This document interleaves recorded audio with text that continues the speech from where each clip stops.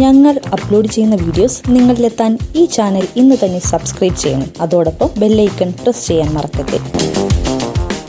ഒത്തിരി പ്രതീക്ഷയോടെ ജീവിതം നയിച്ച ഒരു കൂട്ടം ജനത, വീടുകളാലും കടകളാലും തിങ്ങി നിറഞ്ഞ ഒരു ഗ്രാമം. പ്രകൃതി ഉറഞ്ഞുതുള്ളിയപ്പോൾ ഉരുൾപൊട്ടലായി ആ പ്രദേശവും പ്രദേശവാസികളും ഇല്ലാണ്ടായിരിക്കുന്നു. ബാക്കിയായ കുറച്ചുപേർ ഉണ്ടായ ദുരന്തത്തിൻ്റെ ഞെട്ടലിൽ നിന്നും മോചിതരായോ എന്നുപോലും അറിയില്ല. ഇപ്പോഴത്തെ ഇവിടത്തെ അവസ്ഥ ഇങ്ങനെയാണ്. സൈന്യവും രക്ഷാപ്രവർത്തകരും ഒരേ മനസ്സോടെ ചെളിയിലും മണ്ണിനടിയിലും ആണ്ടുപോയ മൃതദേഹങ്ങൾ തിരയുന്നു. ഇതെല്ലാം നമുക്ക് വേദനയോടെയല്ലാതെ കാണാൻ പറ്റാത്ത തരത്തിലുള്ള ദുരന്തമായി പോയി. എവിടെയെങ്കിലും ഒരു ജീവനെങ്കിലും തിരിച്ചു വരാൻ കഴിയുന്നുണ്ടെങ്കിൽ അവരെയും രക്ഷിക്കണം. സൈന്യവും രക്ഷാപ്രവർത്തകരും അതിനുവേണ്ടി അഹോരാത്രം ശ്രമിക്കുന്നുമുണ്ട്.